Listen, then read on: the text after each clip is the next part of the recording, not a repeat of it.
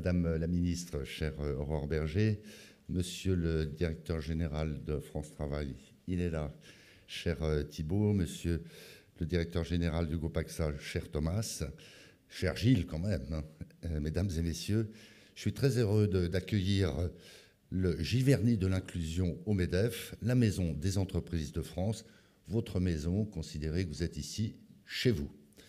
Si vous êtes adhérent du MEDEF, c'est encore mieux.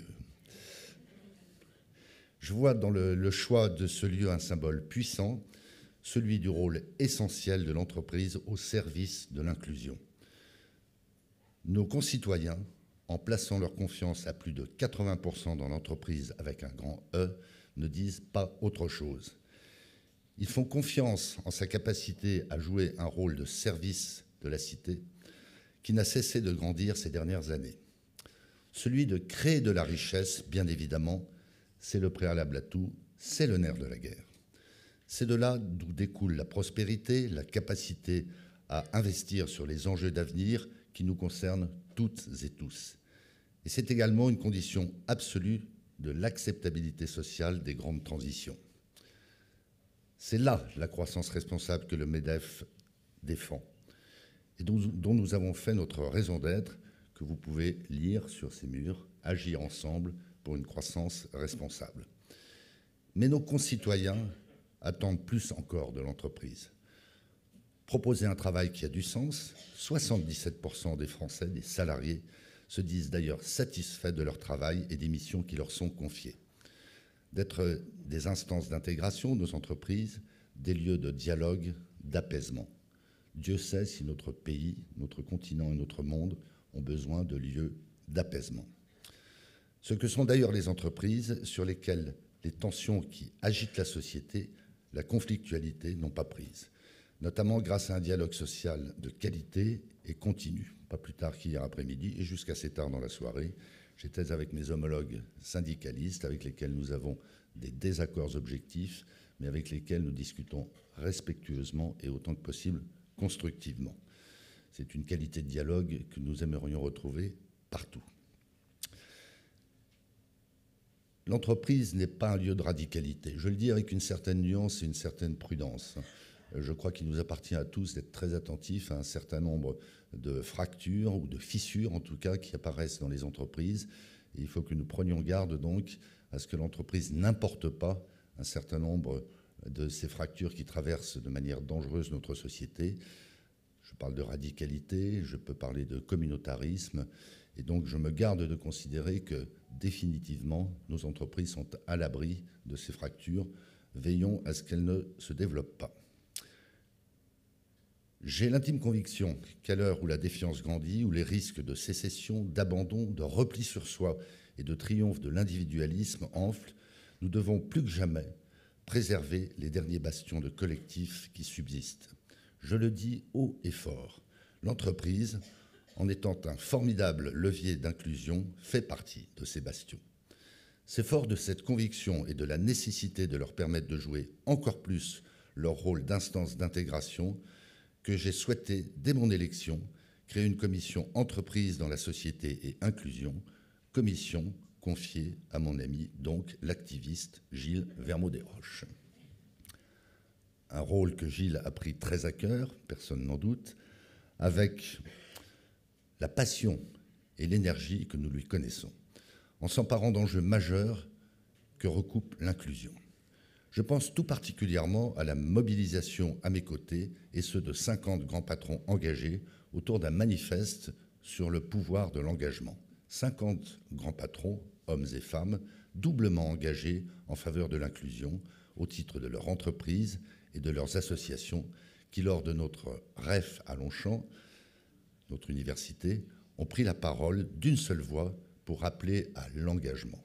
Je suis moi-même un militant et j'appelle quotidiennement nos 200 000 entreprises adhérentes à s'engager. J'appelle leurs dirigeants à s'engager.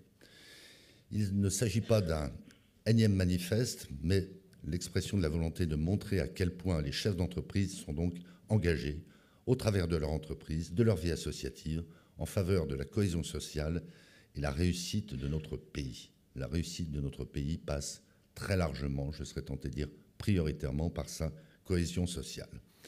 En agissant pour l'intégration dans l'emploi du plus grand nombre, en s'engageant par leurs actions à dynamiser l'ascenseur social, qui est un peu en panne, je crois que ça a déjà été dit dans notre pays, en promouvant sans relâche l'égalité entre les femmes et les hommes et la mixité des métiers.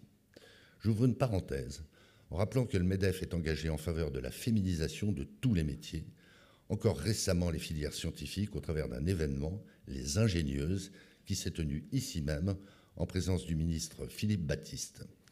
Car comme je le disais à cette occasion, le succès comme l'avenir n'ont pas de genre, ils doivent être collectifs. L'inclusion, c'est également préparer les jeunes générations à leur futur professionnel, à leur orientation, en luttant contre le décrochage scolaire, les stéréotypes, en faisant découvrir à toutes et tous les métiers, en ouvrant les portes de nos entreprises. Nous le faisons beaucoup, faisons-le encore plus. Sur ce point, celui de notre jeunesse, son avenir, vous connaissez mon attachement tout particulier. J'en ai fait un combat prioritaire au MEDEF. Je surprendrai peut-être quelques-uns d'entre vous, le cas échéant, je les choquerai. Bien sûr que fidèle à ses fondamentaux et conscient d'un certain nombre de réalités parfois cruelles, le MEDEF est très offensif sur les sujets économiques, sur les sujets fiscaux. Bien sûr que nous sommes attentifs à l'accès à la disponibilité et au prix des matières premières, de l'énergie en particulier. Bien sûr que nous nous intéressons à tous ces sujets qui font partie du core business, en quelque sorte, du MEDEF. Eh bien, ça n'enlève rien à ma conviction, je crois étayée sur le plan académique, que les pays qui réussissent le mieux à travers la planète sont ceux qui ont le meilleur système éducatif, quand bien même ils n'ont pas le meilleur système fiscal, quand bien même ils n'ont pas accès à ces ressources énergétiques, à ces matières premières que j'évoquais à l'instant. Je fais de l'inclusion des jeunes, je fais de l'orientation des jeunes, je fais de la formation des jeunes, je fais du taux d'emploi des jeunes, la priorité absolue de cette maison. L'orientation, c'est l'inclusion de notre jeunesse dès les premières étapes de sa réflexion quant à son avenir, au moment même où Parcoursup est en train de donner ses premiers résultats. Or, aujourd'hui, cette marche essentielle dans leur vie en fait trébucher bien trop. En 2022, 16,7% des jeunes âgés de 20 à 24 ans étaient sans emploi, ni en études, ni en formation, les fameux, si l'on peut dire, NEETs. Sur le plan humain, j'insiste sur ce point, sur le plan humain, social, moral même, c'est un échec quant à la promesse que nous faisons à notre jeunesse, celle de tout faire pour lui garantir un avenir meilleur. Sur le plan économique, le coût est monumental. Une mauvaise orientation représente une perte annuelle, en première lecture, de 3 à 4 milliards d'euros pour l'économie française. Je pense que ça coûte beaucoup plus cher que ça, parce qu'il y a beaucoup d'effets induits, d'effets pervers, qui renchérissent encore la faillite, essentiellement la faillite, à laquelle nous sommes confrontés s'agissant de l'orientation et de la formation des jeunes. Sans compter la bombe à retardement de la démographie, qui verra d'ici 2030 la France manquer de 120 000 jeunes actifs pour répondre aux besoins de l'économie. Face à l'urgence de la situation et un double défi économique et social, je souhaite donc que le MEDEF prenne à bras-le-corps l'enjeu prioritaire de l'orientation. Et c'est l'une des missions que j'ai confiées au tout nouveau pôle dédié au sein du MEDEF, le pôle compétences, formation, jeunesse. Enfin, l'inclusion, celle à laquelle œuvrent au quotidien les chefs d'entreprise, ne saurait oublier les travailleurs en situation de handicap, un enjeu qui me tient particulièrement à cœur au titre de président du MEDEF comme de chef d'entreprise, mais aussi à titre personnel. La mobilisation des entreprises est réelle. L'évolution des profils des travailleurs en situation de handicap en témoigne, des profils plus qualifiés, plus expérimentés, la moitié ont plus de 50 ans, et de plus en plus représentés dans les postes d'encadrement. Mais le combat continue à l'heure où le taux de chômage des personnes en situation de handicap demeure sensiblement supérieur à la moyenne et profondément choquant. C'est accablant. Là aussi, mobilisons-nous plus encore. Le MEDEF prend toute sa part dans cette mission. Chaque année, nous nous mobilisons en interne et auprès de nos adhérents lors de la Semaine européenne de l'emploi des personnes en situation de handicap en organisant des ateliers et des sessions de formation. Nous sommes également membres du comité de pilotage du Duo Day, journée que nous ne manquons pas de célébrer au MEDEF au sein de nos équipes et à laquelle je participe chaque année avec plaisir et beaucoup de détermination. Inclusion par le travail des publics qui en sont éloignés, féminisation des métiers, inclusion des personnes en situation de handicap, au MEDEF, L'inclusion s'écrit avec un grand I. Nous n'aurons de cesse de garantir à nos plus de 200 000 entreprises les conditions de leur contribution à cet enjeu majeur dont dépend la cohésion de notre société. Elles ont la solution. Les entreprises présentes ce matin en sont la preuve au travers de leurs actions concrètes. Merci infiniment pour ce que vous faites toutes et tous. Merci Gilles.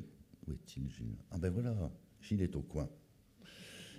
Merci Gilles pour ton inlassable, enthousiasmant et très motivant engagement.